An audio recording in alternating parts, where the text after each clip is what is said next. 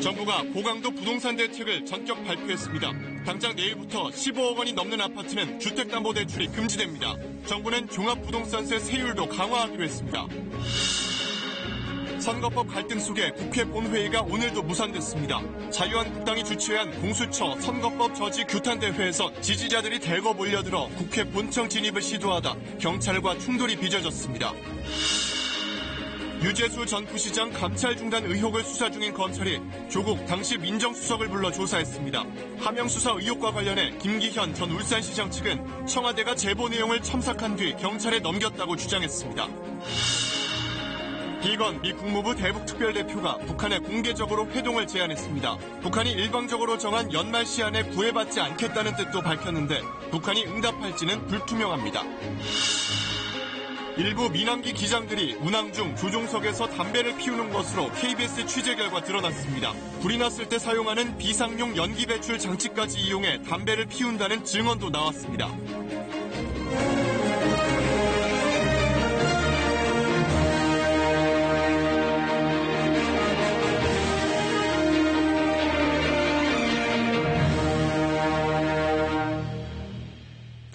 안녕하십니까. KBS 9시 뉴스입니다.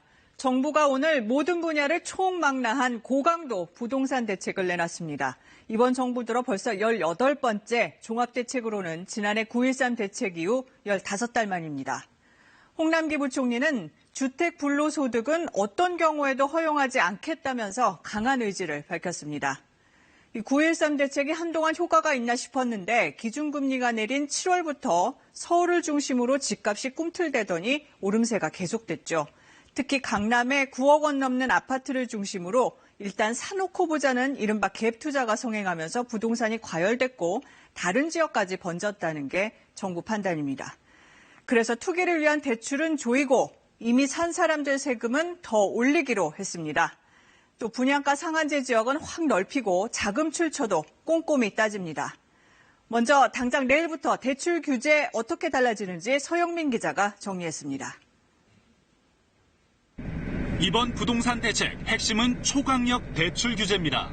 우선 초고가 주택담보대출은 원천 차단합니다. 기준은 시가 15억 원 초과. 강남과 서초구 아파트는 3채 가운데 2채. 서울 전체로 보면 7채 가운데 1채가 해당됩니다. 이런 아파트를 담보로 해선 당장 내일부터는 주택담보대출을 한 푼도 못 받습니다. 금융대출이 투기 수요의 자금 동원 수단이 되는 상황을 원천적으로 근절하겠습니다. 집값에 따른 담보 인정 비율 LTV도 대폭 낮춥니다. 시가가 9억 원이 넘으면 지금의 절반인 20%로 대출 한도가 줄어듭니다. 서울 아파트의 절반 이상이 해당됩니다.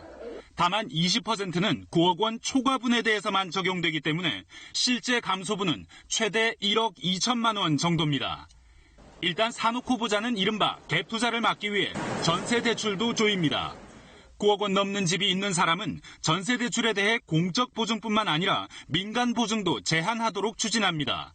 전세 대출 받은 사람이 새로 9억 원 넘는 집을 사거나 집을 2채 이상 가지게 되면 기존의 전세 대출을 회수합니다. 9억 원 초과 주택을 사는 사람에 대한 채무 관리도 엄격해집니다. DSR, 그러니까 주택담보대출을 포함한 모든 대출에 원리금을 갚는 데 나가는 돈이 소득의 40%를 넘지 못하도록 개인별로 관리하기로 했습니다. 여기에 사업자 대출 등 주택 구입에 쓰일 수 있는 다른 대출도 기준을 강화합니다. 사상 유례없는 대책이라고 보여지고요. 고가 주택에 대해서는 일시적으로 초과적인 수요를 조금 잠재우는 효과로 나타날 수 있다고 보여집니다. 초강력 대출 규제가 시장에 던지는 메시지는 분명합니다. 은행 돈 빌려서 고가 주택 살 생각은 애초에 하지 말란 겁니다. KBS 뉴스 서영민입니다. 다음으로 주목할 건 보유세를 비롯한 세금에도 손을 댔다는 겁니다. 종합부동산세 세율을 또 한 번 올려서 집 여러 채 가진 사람들, 비싼 집 가진 사람들 세부담을 더 늘리기로 했습니다. 동시에 양도소득세도 건드려서 집 여러 채 가진 사람들의 퇴로는 6개월 동안 한시적으로 열어놓고 빨리 팔도록 유도하기로 했습니다. 계속해서 박예원 기자입니다. 지난해 9.13 부동산 대책에서 한 차례 강화했던 종합부동산세 15개월 만에 또 올리기로 했습니다. 과세 표준 구간별로 그러니까 집값에 따라 인상률이 다르지만 0.1%포인트에서 최대 0.8%포인트까지 오릅니다. 집 여러 채 가진 사람뿐 아니라 비싼 집 가진 1주택자도 세부담이 늘어나는데요. 예를 들어보죠. 과세 표준 3억 이하, 시가 17억 원 주택 한 채 가진 경우 0.5%였던 세율을 0.6%로 올리기로 했습니다. 이대로 되면 올해 68만 원인 종부세가 내년에는 94만 원으로 26만 원 오릅니다. 시가 25억 원인 집은 90만 원 넘게 더 내야 하고요. 같은 25억 원이라도 집 3채를 합친 경우, 그러니까 다주택자는 세부담이 훨씬 늘어나서 1,000만 원을 훌쩍 넘어가죠. 여기에 재산세는 따로 내야 하니까 부담은 더 커집니다. 세부담이 갑자기 느는 걸 막기 위해 재산세와 종부세를 합한 보유세가 전년도에 2배를 넘지 않도록 해줬는데 이것도 조정 대상 지역 2주택자는 3배까지 올라갑니다.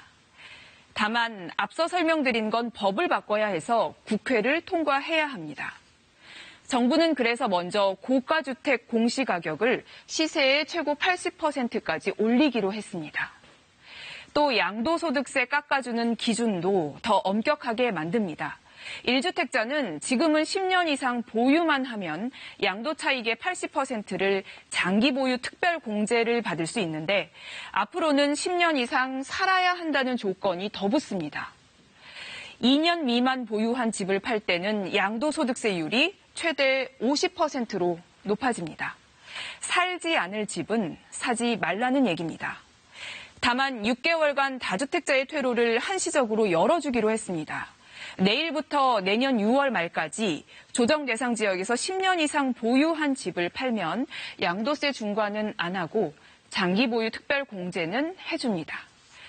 살 집 빼고는 그 전에 빨리 팔라는 강한 메시지가 담긴 셈입니다. KBS 뉴스 박예원입니다. 또 이미 예고한 대로 이번에 분양가 상한제 지역도 많이 추가됐습니다. 핀셋 지정을 강조했던 한 달 전과 달리 서울의 3분의 2를 포함해 무더기로 대상 지역을 넓혔습니다. 또 청약시장 과열을 막기 위해서 재당첨 제한 기간을 최대 10년까지 늘리기로 했습니다. 이슬기 기자입니다. 서울 목동의 한 아파트 단지입니다.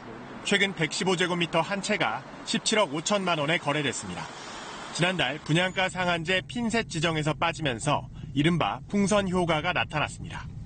과열 양상이 그 풍선 효과로 이제 확산이 되고 또 일부 고분양가 관리를 회피하려는 움직임이 있어서 추가 지정을 하였다는 말씀을 드리고 당장 내일부터 분양가 상한제가 구 전체에 추가 적용되는 서울 자치구는 13곳, 강남 3구를 비롯해 양천, 서대문, 중구 등 강북까지 대거 포함됐습니다. 정비사업 영향이 있는 강서와 노원, 동대문, 성북, 은평 5개 구 37개 동도 추가 지정됐습니다. 전체의 467개 동 가운데 3분의 2나 됩니다. 과열 기미를 보이는 경기도 과천, 광명, 하남시의 13개 동도 새롭게 이름을 올렸습니다. 상한제 확대로 청약시장 과열이 우려되는 만큼 관련 규정도 크게 강화합니다. 우선 최대 5년이었던 청약 재당첨 제한 기간을 상한제 대상이거나 투기과열지구면 10년, 조정 대상 지역이면 7년으로 늘립니다. 투기 과열지구와 대규모 신도시에서 청약할 때 필요한 거주 기간도 1년에서 2년으로 늘리도록 즉시 지자체와 협의합니다. 신도시 청약을 노리고 전입세대들이 늘면서 과천과 같은 일부 지역에서 전셋값이 오르고 있는데 업무 거주 요건을 2년으로 늘려서 이런 전입세대 증가를 차단하기 위한 정부는 특히 불법 전매 등 청약 규정을 위반할 경우 향후 10년간 청약을 금지하기로 했습니다. KBS 뉴스 이슬기입니다. 네, 이번 대책은 그 종류나 강도 면에서 지난해 9.13 대책과 비교할 만큼 시장에 충격을 줄 수 있는 내용들이 대거 포함됐습니다. 경제부 노태영 기자와 좀 더 자세히 알아보겠습니다. 유 기자, 먼저 조세, 금융, 분양 여러 분야에 걸쳐서 아주 포괄적이면서도 꼼꼼한 정책들이 포함된 걸로 보이는데 사전 예고 없이 무슨 군사작전 하듯이 전격적으로 발표를 했어요. 그렇죠. 정부가 추가 대책 고민 중이다라는 말을 했었는데 이렇게 깜짝 발표할 줄은 정말로 몰랐습니다. 네. 심지어 정부는 이제 정보 유출을 우려해서 실제 대출을 담당할 은행과도 전혀 협의하지 않았다 이렇게 얘기했는데요. 이게 아무래도 부동산 시장이 좀 심리적인 측면이 있다 보니까 시장에 충격을 주기 위해서 이렇게 보안의 유출에 신경을 쓴 것 같습니다. 네. 일단 깜짝 발표는 성공을 한 것 같고 그렇다면 이렇게 포괄적인 내용을 모두 담은 건 어떻게 봐야 될까요? 이런 말 아마 들어보셨을 겁니다. 시중에서는 이제 정부가 대책만 발표하면 집값이 오르더라. 정부 입장에서는 좀 받아들이기 힘든 상황이고요. 네. 여기다 하나 더 생각해 볼 게 지난달 19일 날 대통령이 국민과의 대화를 했었는데 여기에서 이제 부동산 시장 너무 오른다라는 질문에 대통령이 오히려 하락세거나 안정화되고 있다 이렇게 했었거든요. 네. 여기에 대해서 이제 정부가 시장을 너무 모르는 거 아니냐 또는 부동산을 아예 뭐 파악하려고 하지 않는 거 아니냐라는 의구심이 제기됐고 네. 정부 입장에서는 이런 신뢰를 해치는 상황을 더 이상 두고 보기 힘들었을 것 같습니다. 네. 결국 궁금한 건 이번 정책으로 집값이 잡힐 거냐 이거 아닌가요? 이번 대책은 이제 지난해 9.13 대책보다 좀 더 강력하다 이런 지적이 있어서 좀 성공할 것 같긴 같습니다만은 네. 그러나 하지만 이게 완전히 집값을 잡을지에 대해서는 여전히 반신반의하는 분위기입니다. 그럴 것이 일단 워낙 시중의 유동성이 풍부하고요. 그 근원인 저금리가 계속 장기화되고 있습니다. 그래서 대세 하락보다는 일단 좀 조정 장세가 연출되지 않을까 보고 있고요. 다만 이제 추격 매수한 경우나 소위 이제 대출을 많이 받아서 갭 투자한 다주택자들이 좀 수익률에 좀 고민을 하다가 물건을 내놓을 경우에 상황이 바뀌어질 가능성은 있습니다. 네. 이번 대책에 한계가 있다면 뭘까요? 아무래도 좀 수요 억제 중심이라서 공급 체계 좀 안 보이는 게 눈에 보이고요. 여기에다가 이제 30대들에 대한 박탈감도 고민해봐야 될 것 같습니다. 네. 사실 이제 올해 가장 집을 많이 산 연령대가 30대인데 네. 이분들은 이제 정부 청약으로는 도저히 집을 못 사니까 빚을 내서 집을 산 건데 이번 대책으로 더 이제 집을 사기 힘들어졌거든요. 정부는 집값이 하향 안정화가 되면은 무리하지 말고 집을 사라 이런 입장이지만은 당장 직장 근처에 집이 필요한 이들에게 이 말이 설득력이 있을지는 좀 의문입니다. 네. 또 추가 대책도 가능하다 이렇게 경고를 했잖아요. 그만큼 집값을 잡겠다 이런 강력한 의지를 보여준 것 같은데요. 그렇죠. 정부 대책이 나오면 늘 이제 그 빈틈을 노리는 소위 풍선 효과가 생기기 마련인데 네. 오늘 아예 거기에 대해서 정부가 경고를 했습니다. 이번 대책 시장 자세히 지켜보다가 내년 상반기에 좀 더 종합적인 대책이 나올 수도 있다. 이렇게 오늘 발표했습니다. 네. 노태영 기자 잘 들었습니다. 네, 이런 가운데 청와대도 자체 권고안이라는 걸 내놨습니다. 수도권 등 투기 과열 지구에 집 2채 이상 가진 청와대 고위공직자는 한 채 빼고 나머지를 처분하라는 건데요.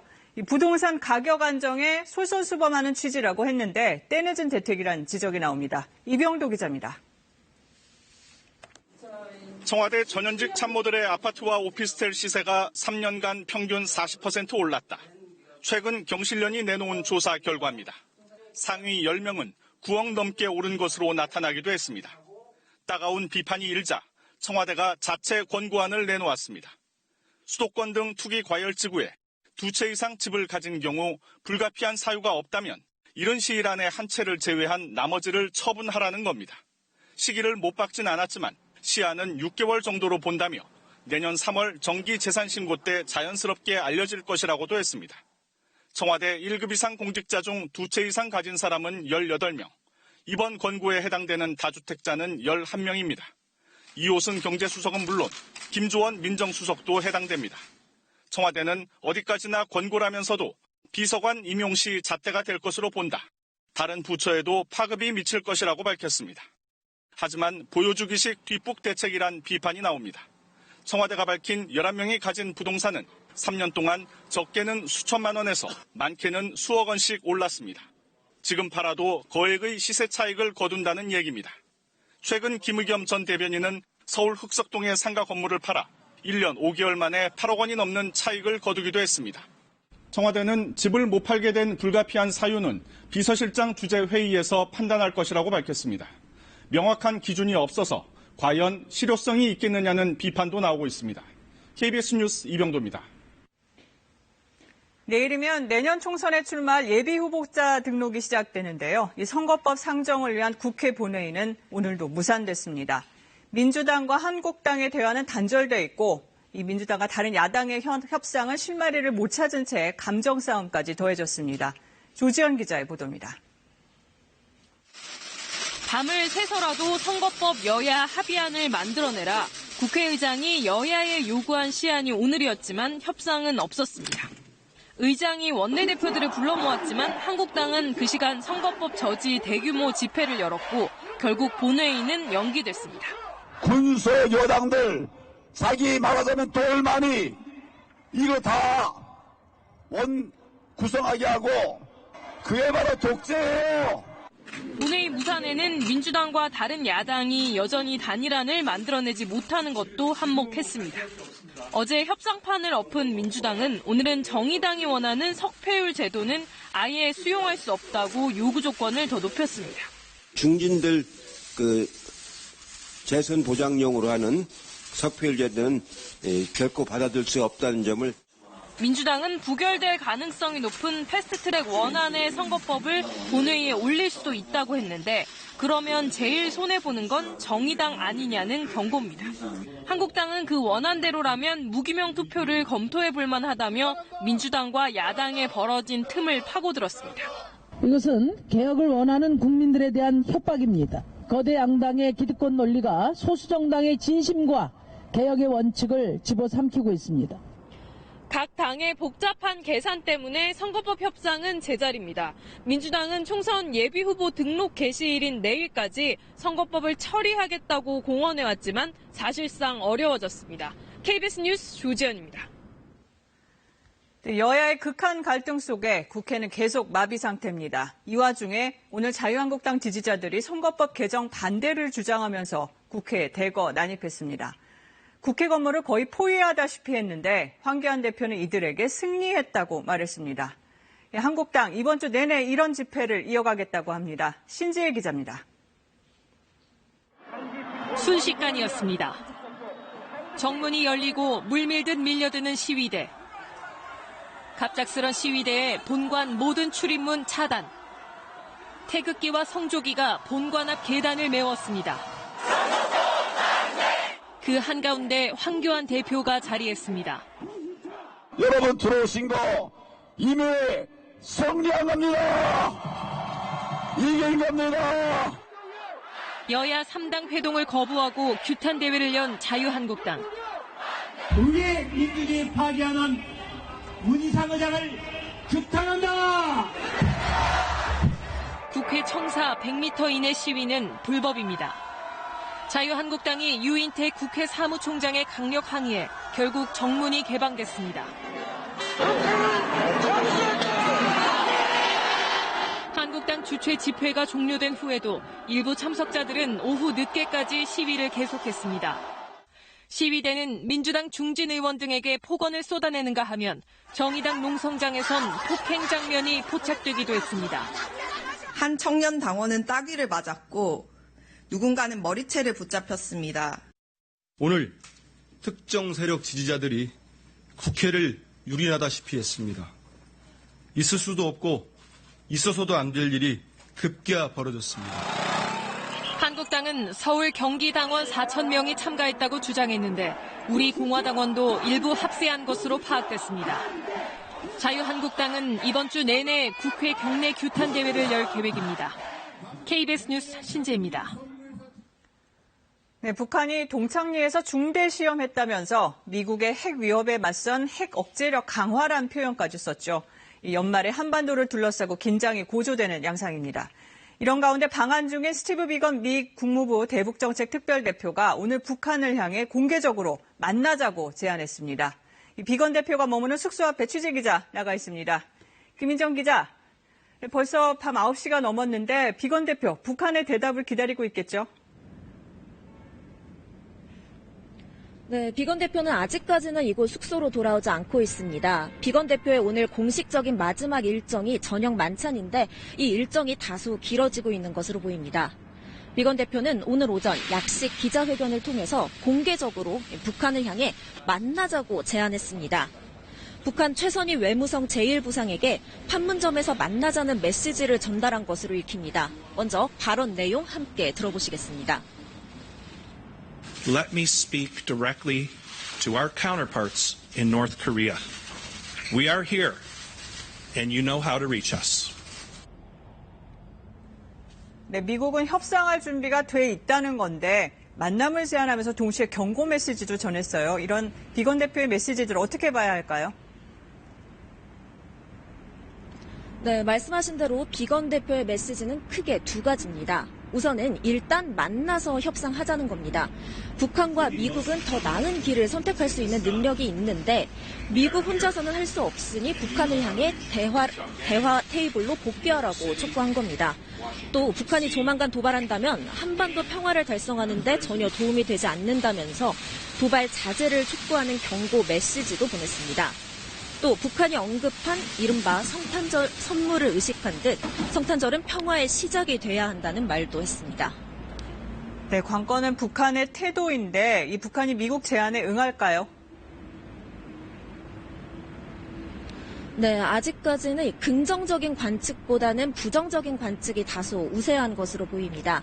북한은 지금까지 줄곧 이 비핵화 협상 복귀의 전제 조건으로 대북 적대 정책의 철회를 요구해왔는데 비건 대표는 오늘 회견에서 이 부분에 대해서는 언급하지 않았습니다.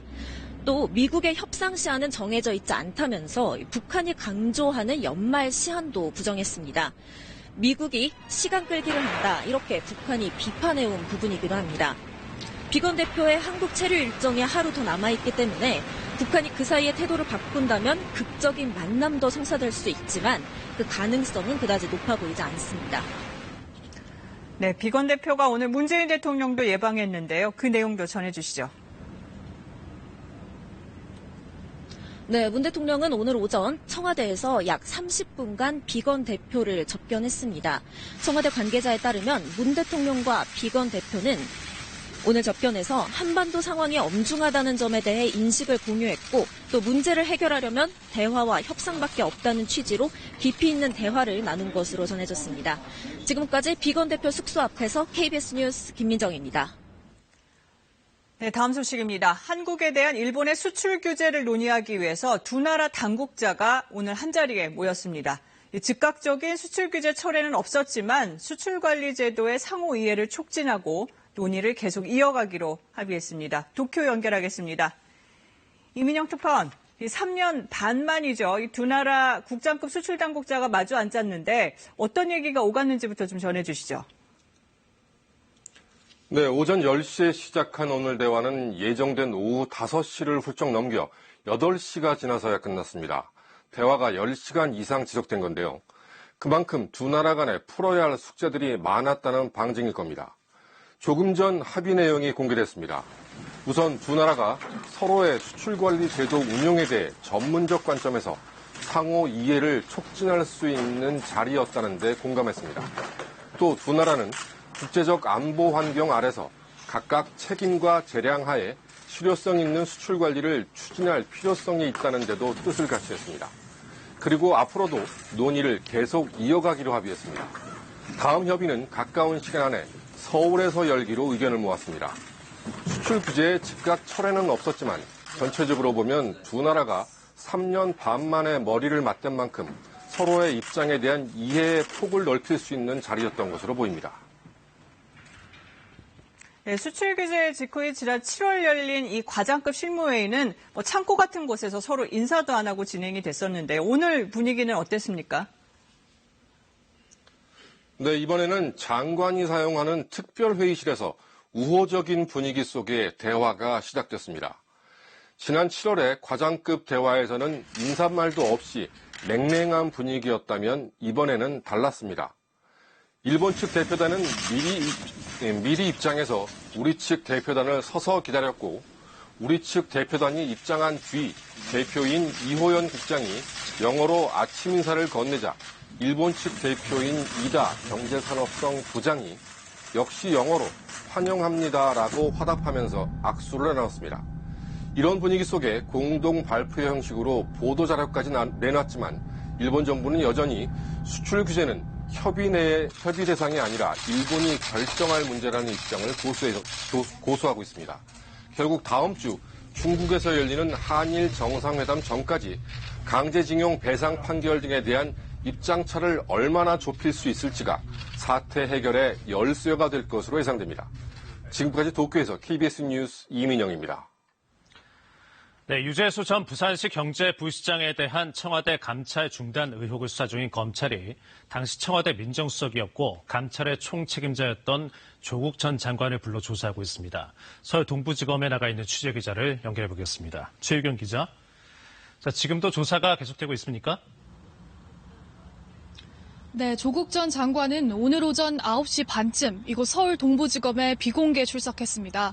벌써 조사가 12시간 가까이 이어지고 있는데요. 조 전 장관이 자신의 직무와 직접 관련이 있는 이번 조사에서는 진술 거부권을 행사하지 않으면서 이 조사 시간도 길어지고 있습니다. 조 전 장관은 피의자 신분으로 조사를 받고 있습니다. 지난주 유재수 씨는 금융위 재직 당시부터 업체 관계자들로부터 5천만 원 상당의 금품을 받은 혐의로 기소됐는데요.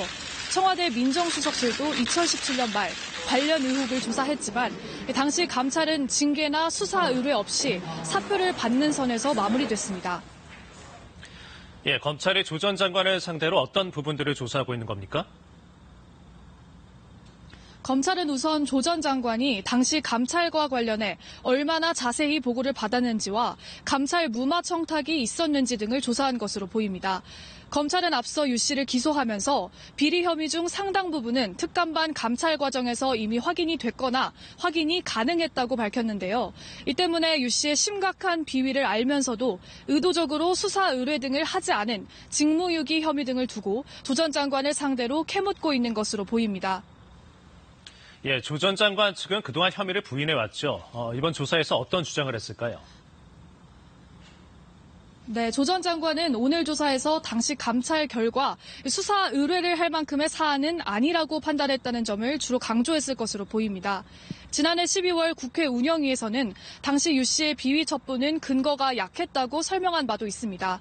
또 당시 비서실 직제령에 따르면 수사가 필요하다고 판단될 때만 수사 의뢰를 하게 돼 있다는 점을 방어의 근거로 삼았을 것으로 보입니다. 자, 그리고 어제 검찰이 내놓은 입장에 대해서 청와대가 오늘 다시 반박을 했죠. 그 내용도 좀 정리를 해볼까요? 네, 어제 청와대가 언론은 근거를 제시해 보도해달라는 등의 입장을 냈었는데요. 그 직후 검찰이 일방적인 발표다, 수사 결과를 보면 수긍할 것이다 라는 반박 입장을 내놨습니다. 그러자 오늘 청와대가 다시 반박하면서 언론을 향해 청와대가 입장을 낸 건데 검찰이 나서서 언론 보도가 맞는다는 취지의 입장을 밝혔다며 날을 세웠습니다. 지금까지 서울 동부지검에서 KBS 뉴스 최희경입니다. 예, 청와대 하명 수사로 지난해 선거에서 낙선했다고 주장하는 김기현 전 울산시장이 어제에 이어 오늘도 검찰에 출석했습니다. 김 전 시장 측은 송병기 현 울산부시장이 애초 청와대 접수한 제보는 정지된 문건 형태였다 이렇게 주장을 했는데요. 제보 방법을 둘러싸고 청와대와 김 전 시장, 송병기 현 부시장이 서로 다른 주장을 하고 있는 셈입니다. 방준원 기자입니다. 어제에 이어 오늘도 김기현 전 울산시장이 검찰에 출석했습니다. 청와대에서 보니까는 김기현 첩보 수집이나 하명 수사 없다라고 했는데 어떻게 생각하시는지? 그 손바닥으로 하늘을 가릴 수 있겠습니까? 김 전 시장 측은 검찰 조사 과정에서 송병기 부시장이 만든 김기현 관련 첩보 문서를 확인했다고 밝혔습니다. 김 전 시장 변호인에 따르면 A4 용지 4장짜리 문서에 김 전 시장 관련 비위 의혹이 10가지 정도 담겼는데 레미콘 관련, 김 전 시장 동생 관련, 비서실장 관련 등 3가지로 나누어져 있다는 겁니다. 송병기 씨가 올린 내용에서 아주 일부가 제외된 것도 있고 또 일부 내용은 또 추가된 것도 있고.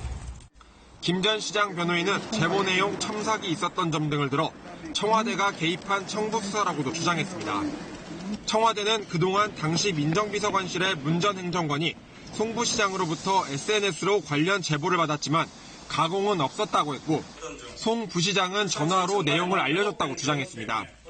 KBS 취재진은 문건 작성과 전달 방법 등을 묻기 위해 송 부시장에게 여러 차례 전화와 문자로 연락을 취했지만 답을 하지 않았습니다. 검찰은 지난해 지방선거 전 울산시 관계자들이 시청 내부 정보를 넘겨 송철호 당시 후보 측을 지원했다는 의혹도 조사한 것으로 전해졌습니다. 또 당시 김기현 시장 측을 수사한 울산의 경찰관들도 조사했습니다. 검찰은 관련 공무원과 경찰 등에 대한 조사가 끝나는 대로 황운하 당시 울산지방경찰청장 등을 불러 조사할 예정입니다. KBS 뉴스 방준원입니다. 예, 비행기 안에서는 담배를 피우면 안 되죠. 그런데 만약 비행기 조종사가 운행 중에 담배를 피운다면 어떤 생각이 드십니까? 일부 조종사들이 실제로 담배를 피우고 연기를 빼내기 위해서 비상장치까지 이용한다고 합니다. 김지숙 기자가 취재했습니다. 국내 모 항공사에서 6년 넘게 일한 조종사 김모 씨. 조종석 흡연은 업계의 공공연한 비밀이라고 말합니다. 셀 수 없을 정도로 많이 봤어요. 한 30% 정도는 피우신 걸로 알고 있어요. 8km까지 가는 길이 있어요. 택시웨이라고 하는데요. 그 사이에도 조종실 창문을 열고서는 피우시는 분들도 가끔 계십니다. 창문을 열고 다시 닫았을 때 혹시 안 다치지는 않을까. 보잉 737기 조종석을 재현해 놓은 공간입니다. 조종석에 불이 났을 때 연기를 뺄 수 있는 장치가 있는데요. 일부 기장들은 이 장치를 담배 연기를 빼는 데 쓴다고 합니다. 장치를 잘못 조작하면 객실 기압이 떨어지고 비행기가 급하강할 위험성도 있습니다. 실수할 수 있거든요. 그 급지 일부라지만 그분들의 선거에 대해서 승객들의 안전이 확보되지 못하는 상황이 발생할 수도 있는 거거든요. 실제로 지난해 7월 중국의 한 항공사 조종사들이 담배를 피우다 이 장치를 건드려 비행기가 급하강한 일도 있었습니다. 직장 익명 게시판엔 조종사 흡연 문제를 성토하는 글이 많습니다. 하지만 흡연 시 최대 1,000만 원의 벌금을 내는 건 승객뿐이고 조종사와 객실 승무원은 처벌할 규정이 없습니다. 정말 많이 피시는 기관들 정말 아이들이랑 뽀얗거든요. 무서물이에요. 그냥 손님은 저렇게 담배 피우는 거 여껏 뺐고 보안에 그 사람은 경찰한테 인계하고 막 이러는데 기장님들은 왜 저렇게 해주나. 지난 6년간 기내 흡연으로 적발된 승객은 2천여 명. 조종사에게도 흡연 시 자격을 정지하고 항공사에 과태료를 매기는 법 개정안이 발의됐지만 제대로 논의는 안 되고 있습니다. 직원들의 증언은 생생한데 정작 국내 여러 항공사들은 정식 보고된 조종사 흡연은 없었다는 입장만 되풀이했습니다. KBS 뉴스 김지숙입니다. 1년 전 중학교 수업 시간에 한 교사가 학생들에게 성인 잡지 회사가 제작한 동영상을 보여주고 부적절한 발언을 해 물의를 일으켰습니다. 동료 교사들이 1년 전부터 문제 제기를 했지만 아직도 제대로 된 처벌이나 징계는 이루어지지 않고 있습니다. 이호준 기자입니다.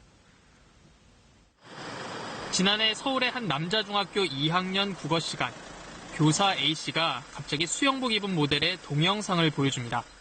남성 성인 잡지사에서 제작한 겁니다. 수업 시간에 학생들에게 부적절한 발언도 했습니다.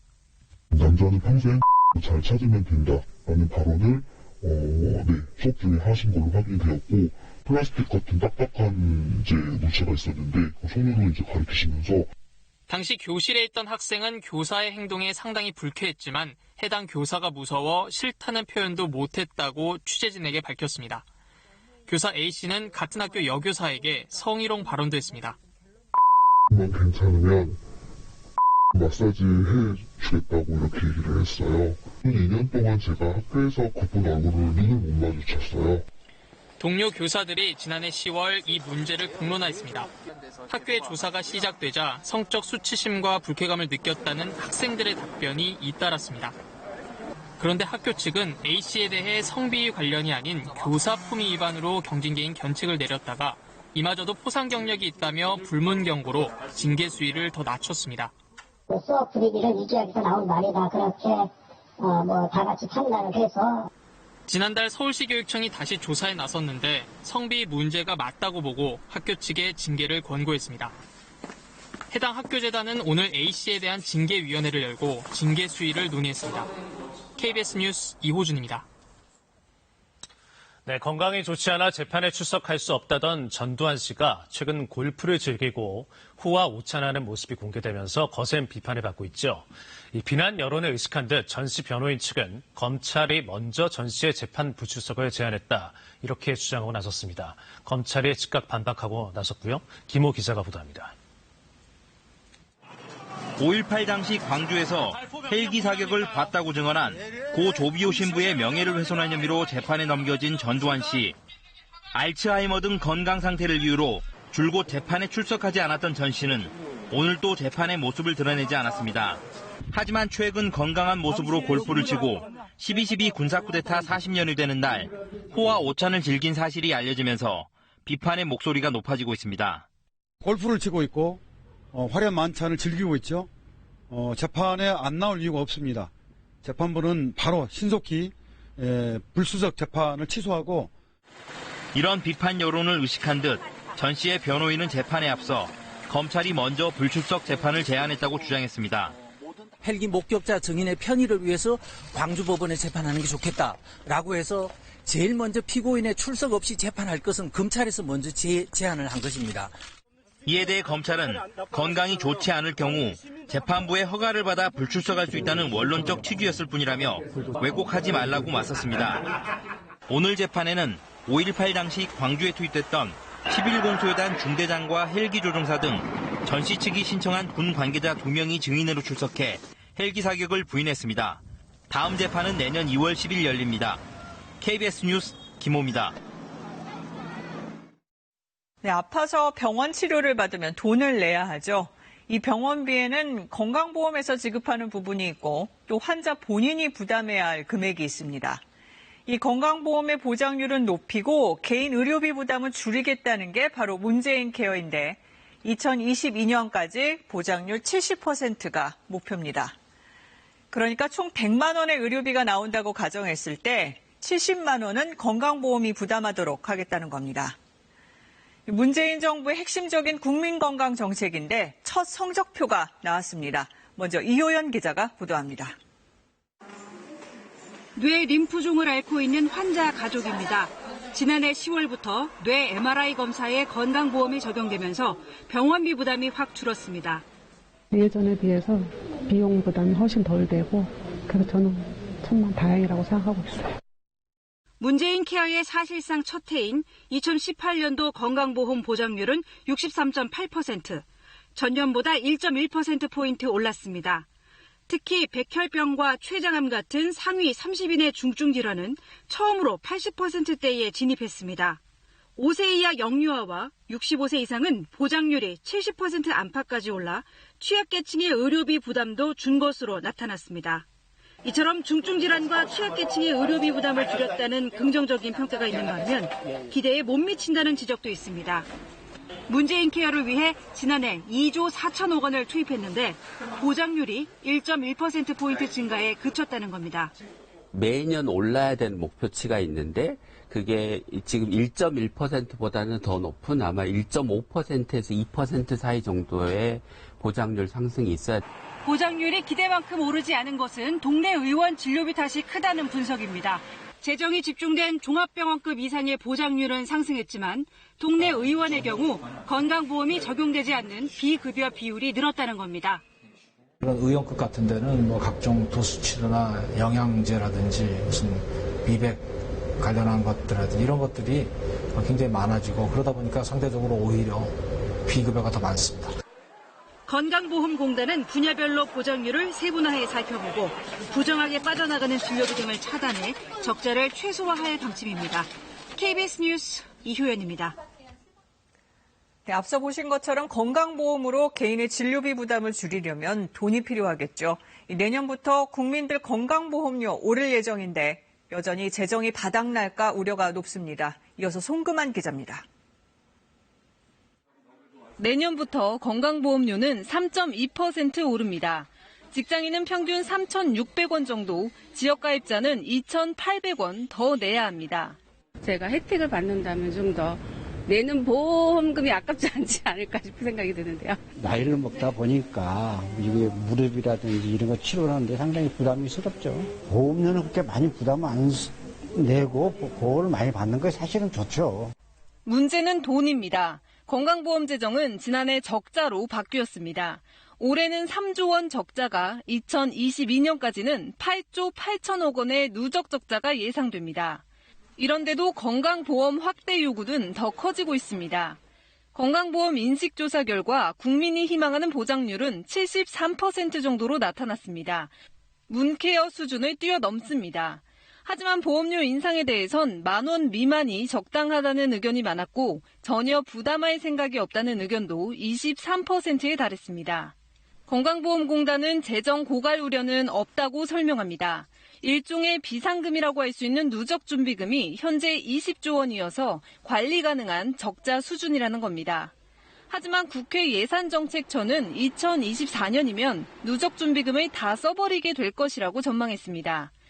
꼭 필요한 치료가 아닌데도 혜택을 주는 지나친 보장이 문제라는 겁니다. 의원급여, 비급여에 관련해서는 여기 나온 것처럼 파악이 좀 필요한데요. 초에는 이게 이제 의학적으로 꼭 필요한 건지 아닌지, 이것까지 보장을 꼭 해야 되는 건지에 대한 논의도 곁들여서 필요하지 않을까라고 생각을 하고 있습니다. 보장률 확대를 위해선 증가한 비급여 진료 현황을 파악하고 불필요한 지출을 관리해야 한다는 지적도 나오고 있습니다.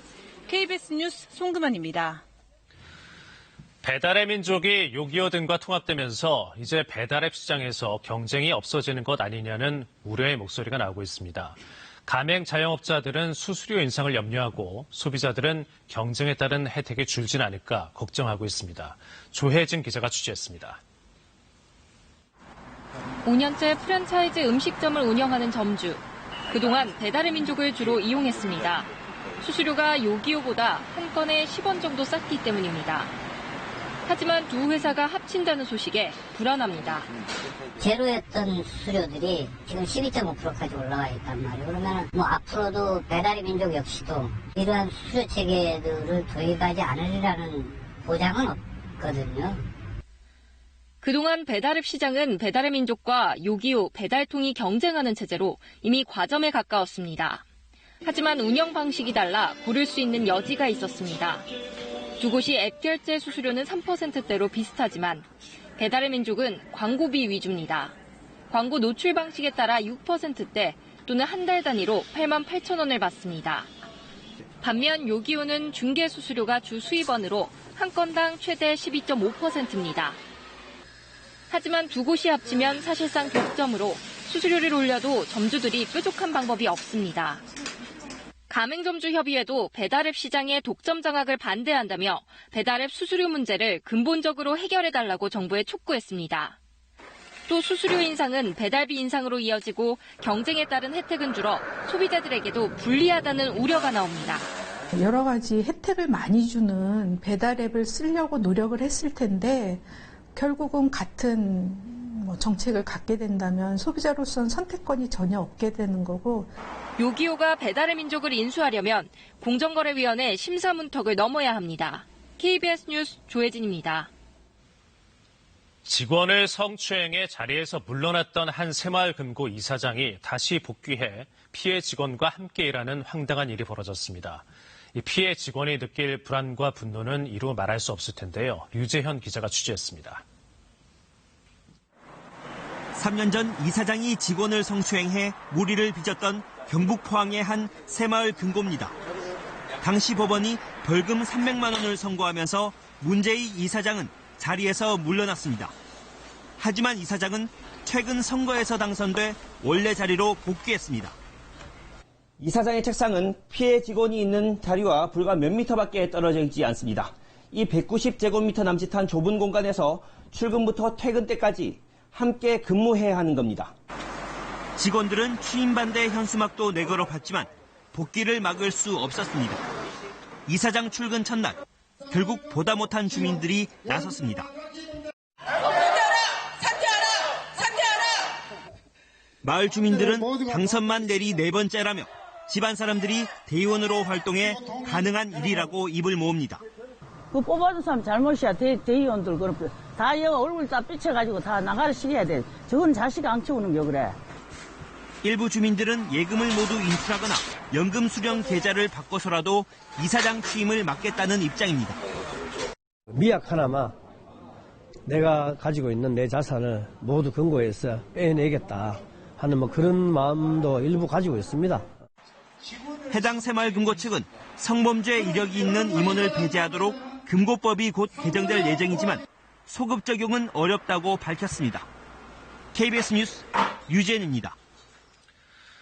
일본 제품 불매운동 이후 일본차 판매 업체들이 앞자리가 세 자리가 아닌 두 자릿수 번호판을 다는 꼼수 영업으로 무리를 일으켰죠.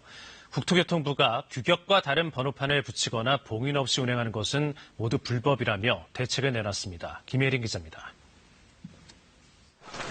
긴 번호판 자리에 짧은 번호판을 어색하게 단 일본 신규 차량. 긴 번호판으로 바꿔달기 전까지 봉인도 하지 않은 채 운행하는 일본산 자동차. 불매운동 시기 구입한 일본차라는 걸 숨기려는 소비자들을 위해 일본차 업체들이 벌여온 꼼수 영업입니다. 국토교통부가 KBS 보도 내용을 검토해 실제 차량의 번호판 규격과 다른 번호판을 부착한 건 고시 위반에 해당된다고 밝혔습니다. 국토부는 이런 꼼수 영업을 막기 위해 번호판 신청 때 실제 차량의 규격을 직접 확인하도록 각 자치단체에 공문을 내려보냈습니다. 등록 관청에서는 짧은 번호판 발급 시에는 필요한 경우 실제 차량을 조사하는 등 면밀히 확인하시도록 조치했습니다. 자치단체들은 즉각 확인 절차 개선에 나섰습니다. 개선할 내용이나 그 민원 처리 매뉴얼의 수정이 필요하다면 당연히 개선되어야 한다고 생각하고 있습니다. 국토부는 또 일본 자동차 제작사와 수입차 협회에도 제작증에 허위 정보를 기재하지 않도록 관리 감독을 요청했습니다. 국토부는 짧은 번호판을 받아 긴 번호판으로 교체하기 전까지 봉인 없이 운행하는 것 자체가 모두 불법이라며 각 광역시도에 과태료 부과 여부 검토를 요청했습니다. KBS 뉴스 김혜린입니다.